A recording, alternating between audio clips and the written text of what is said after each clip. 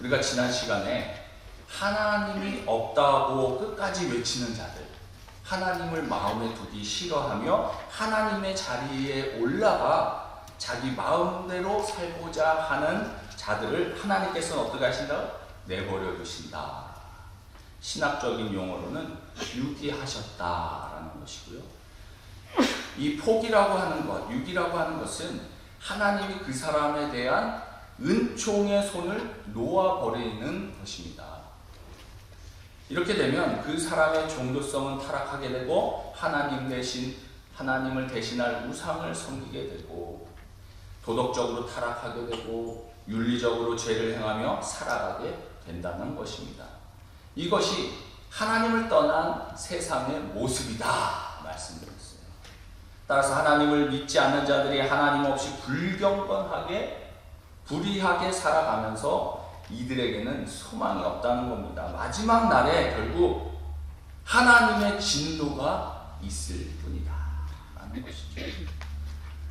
그러면 이 장에 들어가서 하나님은 우리들에게 또 한 가지 질문을 던지고 있는 것입니다. 그러면 하나님을 마음에 두게 하는 자들만 심판받는가? 하나님을 거부하고 썩어질 피조물과 썩지 않는 하나님의 영광과 바꿔버린 이 사람들, 하나님을 거부한 사람들, 하나님을 마음에 두기 싫어하는 사람, 이 사람들에게만 하나님의 심판이 있는 것인가? 그렇지 않다. 이들을 비판하고 있는 사람도 심판을 받는다는 거예요. 오늘은 남을 판단하는 사람이라는 제목으로 말씀을 선포하겠습니다. 사랑하는 성도 여러분, 우리가 다른 사람을 비판할 수 있고 우리가 다른 사람을 정죄할 수 있다고 해서 그 사람이 더 의롭고 선한 사람입니까? 이것이 로마서 2장에 우리에게 질문하고 있는 내용인 것입니다. 쉽게 말하면 부자는 가난한 사람보다 더 의롭고 선하냐는 거예요. 배운 사람은 못 배운 사람보다 더 선하다는 말입니까? 높은 위치에 있는 사람은 낮은 위치에 있는 사람보다 더 선하다는 말인가? 한 발짝 더 나가면 하나님의 율법을 알고 있는 믿는 사람들이 더 선하다는 말이냐? 이런 질문인 겁니다.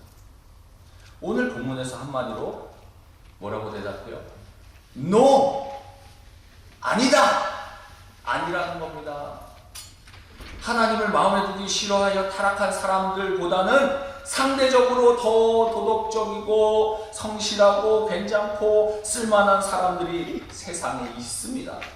그러면 자신은 그들보다 더 의롭다고 여길 수가 있는 겁니다. 그런 사람들에게 주신 말씀이 오늘 본문의 말씀입니다. 그런 사람들이 대표적으로 누구냐 하면 먼저는 유대인이었어요.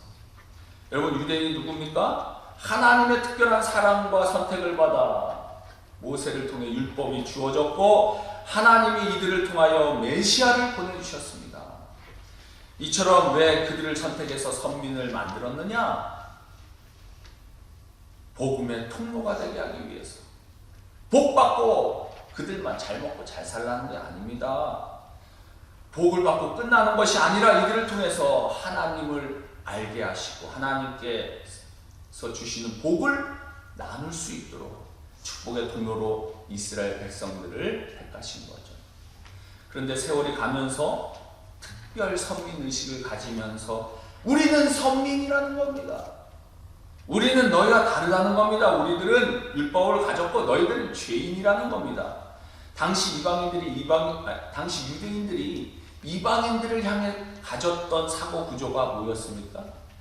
이방인들은요, 지옥의 불구덩이에 다 땔감으로 여겼다라는 것입니다. 우리는 너희하고 어울릴 수 없다. 세상은 다 부패했지만 우리는 하나님의 심판으로부터 제외한 특별한 사람들이다 라고 생각했던 거죠. 그러나 유대인만 그랬던 것이 아니라 이방인에게도 도덕적인 이방인이 있었죠. 정말 세상의 부패함을 가슴 아파하고 우상 숭배가 난무하는 것에 대해서 고통스러워하고 그래서 세상이 심판받아야 한다는 것을 인정하지만 자기는 예외라고 생각하는 이방인들도 있었겠죠. 종합해보면 오늘 본문의 대상이 누구냐? 남을 판단하는 사람.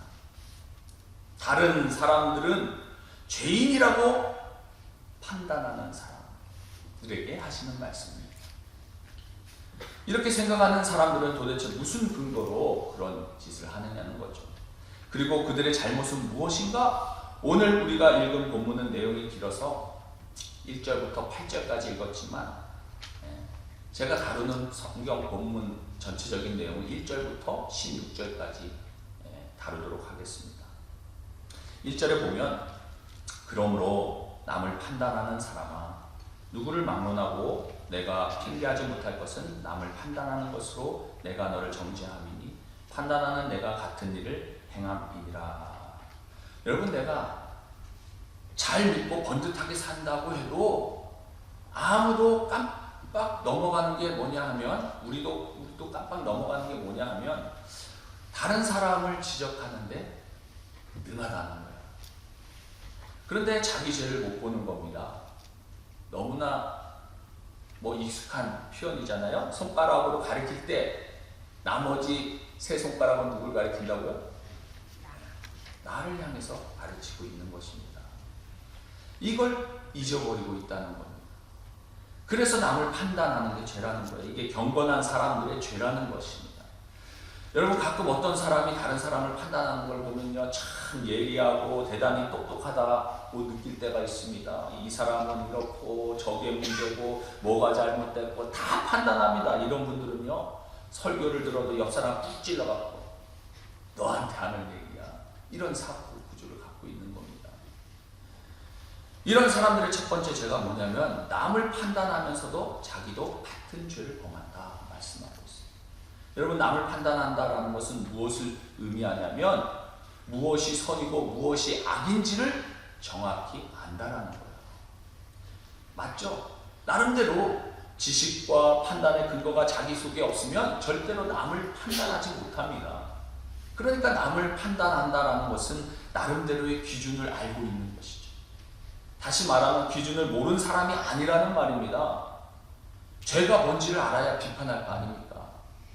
그런데 그렇게 남을 비판하면서도 자기는 죄를 안 짓느냐? 자기도 죄를 짓는다는 겁니다. 물론 남과 똑같은 죄는 아닐 수 있습니다. 물건을 훔치거나 폭행을 저지르진 않았지만 남의 것을 탐내고 질투하고 말로 상처를 주면서 나름 괜찮은 것 같지만 하나님 보시기에는 똑같은 죄인이라는 겁니다. 하나님이 보시면서 죄 지었으면서 남을 판단하는, 심판하는 죄를 더하고 있다라는 것이죠. 오늘 본문의 내용은 이런 이야기입니다. 이런 사람들이 하는 말이 있죠. 말세야, 말세.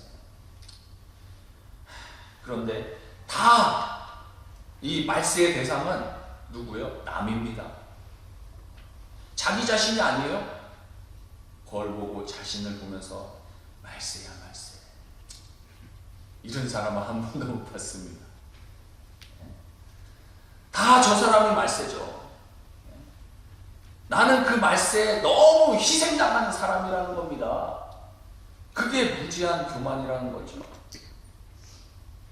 여러분, 다윗 왕이 우리아의 아내와 큰 죄를 저질렀죠. 간음을 저질렀잖아요. 그 죄를 은폐하기 위해서 우리아를 전쟁터에서 불러냅니다. 그리고 집에 가서 좋은 시간도 보내고 아기도 가지고 이러면서 휴가를 준 겁니다. 그러나 우리아가 충성스러워가지고 내 동료들이 전쟁터에서 나가서 저런 전쟁을 치르고 있는데 나는 절대로 내 집에서 쉴 수 없다. 집으로 가지 않고 궁전 막사에 가서 잠을 잤습니다. 죄를 감추려고 했는데 뜻대로 안 되는 겁니다. 그래서 요압 장군에게 밀서를 보내죠. 우리아를 격렬한 전투 현장에 성공으로 세워 너희들은 빠져서 그가 죽게 하라. 그 편지를 우리아의 손에 들려서 보내주는 겁니다. 그 결과 우리아가 전사하게 되죠. 이제 모든 게 다 깨끗하게 끝났다고 마음 먹고 있을 때에 다윗 왕에게 선지자 나단이 찾아옵니다. 그리고 이런 이야기를 해요. 왕이여, 어떤 부자에게 손님이 하나 찾아왔습니다. 그 손님을 대접하기 위해서 이 부자는 자기가 가지고 있는 수많은 양떼에서 대접한 게 아니라 자식처럼 여기는 한 마리 양밖에 없는 가난한 자에게서 양을 뺏어 가지고 손님을 대접했나이다. 그러자 다윗이 분노합니다. 내 나라에 그런 인간이 있다니 있을 수 없다. 그는 반드시 죽을 것이고 양 한 마리에 대하여 4마리로 갚아야 하리라 율법을 정확하게 알고 있습니다. 그가 누구냐? 나다니, 왕이여 당신입니다. 저는 이 용기가 참 부럽습니다. 바로 하나님께서 당신에게 수많은 아내와 처첩을 주었거늘 필요하면 더 줄 수도 있는데 어찌하여 우리아의 아내를 범하였습니까? 그때 다윗 왕이 고꾸라집니다. 내가 잘못했습니다. 이게 또 다윗 왕의 위대함이잖아요. 여러분, 동서고금을 막론하고 모든 사람들이 가장 많이 즐기는 죄가 무엇입니까? 심리학자 에릭 번이라고 하는 분이 말했습니다. 그것은 다른 사람을 뒤에서 비방하고 험담하는 일이다 그랬어요. 왜 그러냐? 우리가 악하기도 하고 저 사람이 문제가 많아 이렇게 말함으로써 자신을 정당화하는 거예요. 심리학적으로 왜 그런 말을 하는가 하면 죄의 보편성을 말하면서 자기의 죄를 정당화하는 시도라는 겁니다. 그래서 자기의 자존심을 살리려고 하는 의도가 그 속에 들어있다라는 말이죠. 유명한 정치 철학자 토마스 홈스라는 분이 리바이어던이라고 하는 그의 저서에 이렇게 말했다고 합니다. 다른 사람을 판단하고 흉보는 것은 다른 사람의 불완전함을 말함으로써 자신을 유리하게 만들려는 시도이며 우리의 죄성과 자존심을 동시에 만족시키는 편리한 장치다 그랬어요. 이게 무슨 말이냐? 상대방의 잘못을 지적함으로써 자신은 이런 행동을 하지 않는다는 것이고 상대적으로 자신은 의롭다라는 것을 보여주는 것입니다. 일반적으로 다른 사람들을 정죄하고 비판하는 사람들의 첫 번째 문제는 자신의 허물과 약점에 대해서 굉장히 관대하다라는 점이죠. 그리고 다른 사람들의 약점과 허물에 대해서는 굉장히 예민하게 관찰을 한다는 특징이 있습니다. 그러나 문제는 내가 남을 정죄하고 비판하는 사람이 똑같은 죄를 짓고 있다라는 것이에요. 두 번째 죄가 뭐냐? 2절 3절에서 2절에 보면 이런 일을 행하는 자에게 하나님의 심판이 진리대로 되는 줄 우리가 아노라. 이런 일을 행하는 자를 판단하고도 같은 일을 행하는 사람아 내가 하나님의 심판을 피할 줄로 생각하느냐? 이런 일을 행하는 자에게 어떤 일? 죄를 행하는 자들에게 하나님의 심판이 진리대로 이루어지는 것을 우리가 압니다. 이 말은 하나님의 심판은 진리대로 예외 없이 공평하게 이루어지고 있다라는 거예요. 그러면서 뭐라고요? 스스로 생각하기를 그 3절 후반절에 내가 하나님의 심판을 피할 줄로 생각하느냐? 스스로 자신을 의롭다 여기고 하나님의 심판을 피할 줄로 생각하고 있다라는 거예요. 왜냐하면 남을 판단하는 기준과 자신을 판단하는 기준이 다르기 때문이라는 거죠. 잠언 11장 1절에 속이는 저울은 여호와께서 미워하시나 공평한 주는 그가 기뻐하시느니라. 하나님은 공의로우신 하나님입니다. 잣대가 다르지 않아요. 근데 우리는요 잣대가 다릅니다. 신기하죠? 공평하지 않아요. 하나님은 우리의 죄를 똑같은 기준으로 보신다는 겁니다. 이처럼 판단의 잣대가 기준이 달라지는 것이 두 번째 죄라는 거예요. 여러분, 남을 판단하는 지식이 있고 그런 자리에 앉은 사람들은 잣대를 다르게 사용합니다. 남을 판단하는 잣대가 있는가 하면은 자기를 판단하는 잣대가 따로 있다는 거죠. 정치 기사에서 너무나 많이 보는 내용이 뭡니까? 성역 없이 수사하라. 지위 고하를 막론하고 벌을 제대로 주라. 그러다가 나하고 관련이 있으면 정치 탄압이다. 이렇게 나오는 겁니다. 남이 하면 불륜이고 내가 하면 로맨스고. 왜 그렇습니까? 이중 잣대를 가지고 있기 때문입니다. 이게 소위 선한 사람들, 힘 있는 사람들 다 죄인이라고 하면서 나는 예외시하는 사람들의 잣대인 거예요. 그러나 하나님은 그런 잣대로 기준하지 않는다는 겁니다. 정확하게 측정한다는 겁니다. 그 앞에 너가 설 수 있을 것 같으냐? 이 얘기죠. 세 번째 죄가 뭐냐? 회개하지 않는 죄. 4절에 보면 혹 내가 하나님의 인자하심이 너를 인도하여 회개하게 하심을 알지 못하여 그의 인자하심과 용납하심과 같이 길이 참으심이 풍성함을 멸시하느냐. 그러니까 하나님의 진리와 기준으로 측정하다 보면 내가 어쩔 수 없이 죄를 인정하긴 인정합니다. 그러나 고치지 않는 거예요. 그러면서 변명합니다. 무슨 말이냐면 남을 판단은 잘하는 사람은 자기에게 잣대가 딱 그 기준으로 들이댔을 때에 어떻게 해요? 변명한다는 겁니다. 판단을 잘하는 만큼 자기에 대해서 변명에 능할 수 있다는 거죠. 이 상황이 어떻고 그냥 시간이 어떻고 이렇기 때문에 어쩔 수 없이 그랬다는 겁니다. 그러면서 하는 말이 뭐냐면 그의 인자하심과 용납하심과 길이 참으심이 풍성함을 멸시한다. 물론 하나님은 인자하십니다. 그래서 우리를 불쌍히 여기시죠. 또 용납하십니다. 받아주세요. 또 인내해 주십니다. 참고 기다려 주십니다. 왜요? 하나님께서 우리를 인자하심으로 용납하시고 왜 오래 참으심으로 대하십니까? 하나밖에 없죠. 회개하고 돌이키라는 겁니다.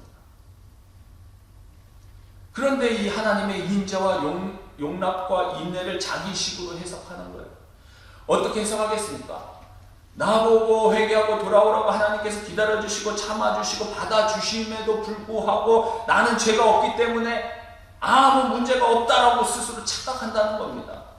동시에 다른 사람이 죄를 짓고 있는데 심판이 없을 때는 뭐라고 생각해요? 하나님 어떻게 그러실 수 있습니까? 저 벼락 맞아 죽을 누구 왜 가만 놔두냐는 거예요. 이렇게 무능하냐고 판단하는 겁니다. 잣대가 다른 거죠. 그도 하나님이 기다려주시는데 하나님이 무능한 바보입니까? 남의 죄에 대하여 기다려주는 것은 하나님이 무능하다. 빨리 벌 주라. 왜 벌 안 주냐고 하면서 자기가 무사한 것은 하나님의 큰 은혜라는 사실을 까맣게 잊고 있다는 것이죠. 그러니까 너가 다른 사람보다 낫다고 의인인 것처럼 착각하고 너가 하나님의 심판에서 제외된 것처럼 착각하지 마라. 주제 파악해라. 이 얘기죠. 너도 죄인이다 라는 겁니다. 너한테 아무 일도 없다고 너가 의로운 것이 아니라 다른 사람에게 심판이 없는 것 같아서 하나님이 무능한 것이 아니라 너는 왜 하나님의 인자함과 용납하심과 그리고 인내를 무시하고 있느냐? 이 얘기입니다. 회개치 않는 거죠. 11절에 보면 이는 하나님께서 외모로 사람을 취하지 아니하십니다. 하나님은 겉으로 드러난 당신의 모양이 어떤 것이냐에 대해서는 전혀 관심이 없다라는 거예요. 내면에 감추어진 것이 뭐냐? 이것에 관심이 있다는 거죠. 이런 의미에서 겉으로 드러난 죄보다 더 무서운 죄는 드러나지 않는 내면의 죄 아닙니까? 신앙생활도 마찬가지겠죠. 겉으로 드러난 신앙생활을 가지고 사람들은 그 사람의 믿음이 좋다, 나쁘다 뭐 이렇게 말을 합니다. 그러나 하나님은 그렇게 판단하지 않는다는 거예요. 하나님의 관심은 우리의 속에 무엇이 있느냐, 내 속의 중심이 무엇이냐에 하나님의 관심이 있습니다. 그렇기 때문에 회개하고 돌이키라라는 것이죠. 13절에 하나님 앞에서는 율법을 듣는 자가 의인이 아니요 오직 율법을 행하는 자라야 의롭다 하심을 얻으리니. 다시 말하면 하나님에 대한 지식이 있고 말씀을 많이 알고 판단 기준을 알고 있는 것, 이것은 지식의 문제죠. 그런데 그걸 알고 있다고 해서 스스로 의인이라고 착각해서는 안 된다는 거예요. 그러면 안 된다는 거죠. 5절 이하로 11절까지 행위로 구원받는 것 같은 그 말이 성경의 구절에 나오고 있습니다. 그런데 이게 그런 말이 아닙니다. 정말로 믿음이 있다면 믿음에 따르는 행위가 있어야 된다는 거죠. 하나님의 심판이 있다고 말합니다. 그런데 그날 우리가 어떤 것을 가지고 서야 될 것이냐 하는 얘기죠. 정말 믿음을 가진 사람이라면 그 믿음을 가진 자의 믿음에서 나오는 행위들이 있어야 할 텐데 그걸 갖고 서야 되는데 아는 거 가지고 모두를 판단하고 스스로 변명하면서 상대적인 의에 만족하는 그런 걸 가지고 하나님 앞에 심판대 앞에 설 수 없다라는 것입니다. 하나님은 그렇게 호락호락한 분이 아니라는 거예요. 사람 눈 앞에서는 그것이 통할는지는 몰라도 하나님은 우리 마음의 동기와 행위를 보고 계시기 때문입니다. 그 앞에서 판단할 때 지금 내가 남을 판단하는 그거 내 입술의 판단으로 내가 정확하게 걸려 넘어질 거라는 겁니다. 이렇게 생각하면 남을 비판하는 게 참으로 무서운 죄라는 생각이 들죠. 예수님 당시에 가장 주님을 대적했던 이들은 율법의 전문가들이었습니다. 유대인들의 지도자들이었습니다. 종교 지도자들이었습니다. 예수님을 십자가에 죽도록 하였잖아요. 선동했잖아요. 많이 생각해야 할 문제인 거죠. 그래서 오늘도 종교적으로 도덕적으로 내가 남보다 낫고 의롭다고 생각하는 사람들이 더 위험한 거예요. 이와 같이 교회에서 다른 사람을 제일 상처 줄 수 있는 사람들은 교회 처음 나온 사람이 아닙니다. 여러분, 영혼에 대한 사랑이 없고 자기 부인이 없는 신앙은 예리한 비판자가 될 수 있습니다. 다시 말하면 내 속에 있는 들보는 못 보면서 남의 눈에 있는 티는 잘 본다라는 것이죠. 싸늘한 종교인들이 왜 나오냐는 거죠. 자기를 못 보고 남을 비판하는 거예요. 비판하기 때문에 그렇습니다. 그러므로 더 큰 죄인이 될 수 있다는 겁니다. 이렇게 남을 판단하는 죄를 다루면서 아마도 이렇게 생각하시는 분들도 계실 겁니다. 하나님을 알고서 행하지 않았기 때문에 하나님이 무슨 말 하는지 법이 뭔지 다 알면서도 행하지 않았기 때문에 심판받는다면 차라리 하나님을 모르는 게 낫겠네. 그죠? 알면서 죄를 범했기 때문에 더 큰 죄인이 된다면 차라리 모르는 게 낫지 않냐는 거예요. 왜? 율법을 모르니까. 난 죄가 없다. 이렇게 오리발 내밀면 넘어가지 않는다는 거예요. 그렇게 생각할 수 있지 않느냐는 거예요. 여기에 대한 질문에 대한 답변이 12절 이하에 나오고 있습니다.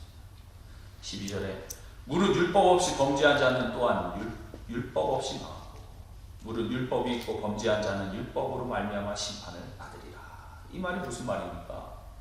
율법을 받지 않았다고 해서 몰라서 죄를 피해갈 수 있느냐? No, 아니라는 겁니다.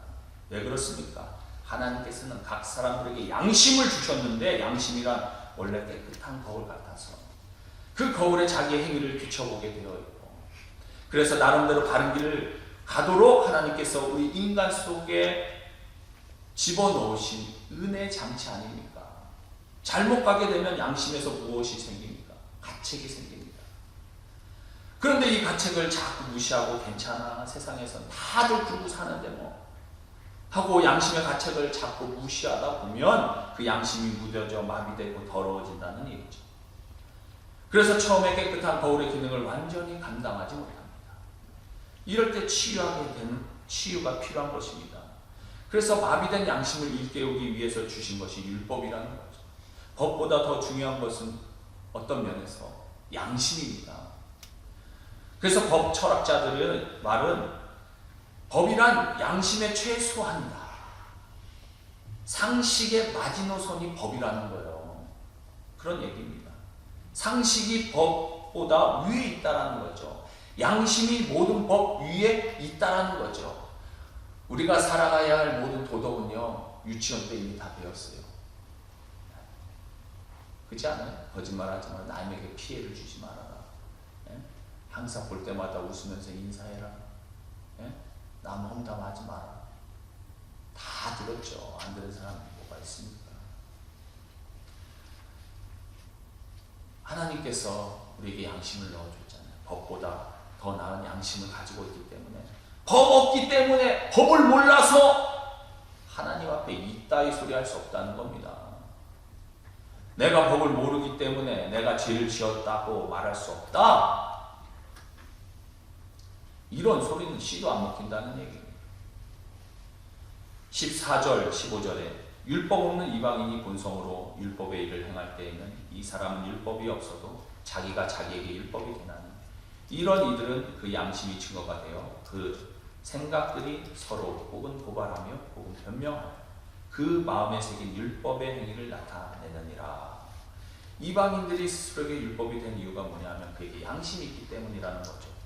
하나님의 말씀을 몰라도 양심의 법에 의거해서라도 모든 사람이 죄인이라는 겁니다. 이스라엘 백성들이 자신들은 선택받은 자들이고 하나님의 말씀인 율법을 가지고 있고 이만하면 괜찮다라고 생각하더라도 죄인이라는 거죠. 두 번째로 이방인 중에서도 나름 도덕적이기 때문에 세상은 참 더럽고 부패하지만 나는 그렇지 않다고 생각하여 스스로 깨끗하다 생각하는 사람도 죄인이라는 겁니다.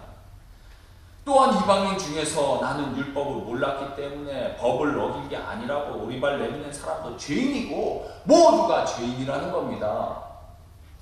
왜 성경은 모두가 죄인이라고 우리를 이렇게 올가매고 있습니까? 그렇게 해서 무엇을 말하려고 하는 것입니까? 우리가 우리의 죄를 인정하고 내가 죄인임을 깨닫고 나야 복음을 받아들일 수 있기 때문입니다. 내가 죄인이 아니라는 것을 인정, 내가 죄인이라고, 그러니까 내가 죄인이 아니라고 인정하면 나는 죄로부터 어떻게 되는 거예요? 회개할 기회가 없어지는 거예요. 왜 하나님은 우리를 죄인이라고 몰아붙이느냐? 우리에게 진정한 의를 주시려고 하는 거죠. 지금 내가 남을 판단하는 그런 상대적인 의를 가지고는 하나님의 심판대 앞에 설 수 없다는 겁니다. 하나님의 심판대 앞에서는 하나님이 주시는 의를 가지고 서야 됩니다. 그 의가 어디서 옵니까? 예수 그리스도를 통해서 주시는 십자가의 의 외에는 길이 없습니다. 그럼 십자가를 받아들이려면 나 괜찮습니다. 나 이 정도면 뭐 쓸만합니다. 이래 가지고서는 받아들일 수 없습니다. 16절에 곧 나의 복음에 이른 바와 같이 하나님이 예수 그리스도로 말미암아 사람들의 은밀한 것을 심판하시는 그날이라. 우리의 은밀한 것까지 정확하게 판단하시는 하나님의 그 심판대 앞에 설 수 있는 것은 나 괜찮거든 이따위의 의가 이걸 가지고 설 수 없다는 겁니다. 자기의 죄를 정말로 인정하고 내 힘으로는 안 됩니다. 십자가의 은혜, 그 은혜 외에는 설 길이 없습니다. 하고 그 의를 붙잡는 자에게 하나님은 은혜를 베푸신다는 겁니다. 그게 구원입니다. 마지막 날 하나님 앞에 서게 될 때 다른 사람을 향해 퍼부었던 그 예리한 판단, 나는 너보다 의롭다고 하는 상대적인 의, 그거 가지고는 안 된다는 겁니다. 우리의 은밀한 것을 드러내시는 그날에 남을 판단하던 너는 더 교활한 죄인임이 밝혀진다는 겁니다. 그러므로 자기 의에 대한 것을 포기하라는 거예요.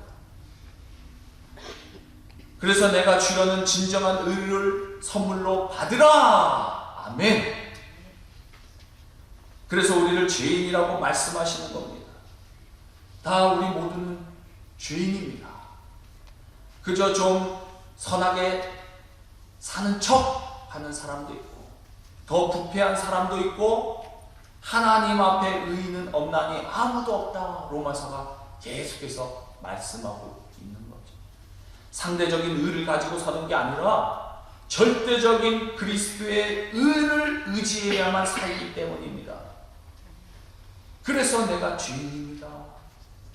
그래야 살 길이 열리는 겁니다. 이렇게 하는 것이 하나님 앞에서만 살 길이 열리는 것이 아니라 사실은 사람 앞에서도 살 길이 열리게 된다는 것입니다. 내가 잘못했습니다. 그러면 살아나는 거예요. 어떤 집이 있었는데 8식구가 부모님 모시고 지하 작은 집에서 아주 사이좋게 사는 집이 있었답니다.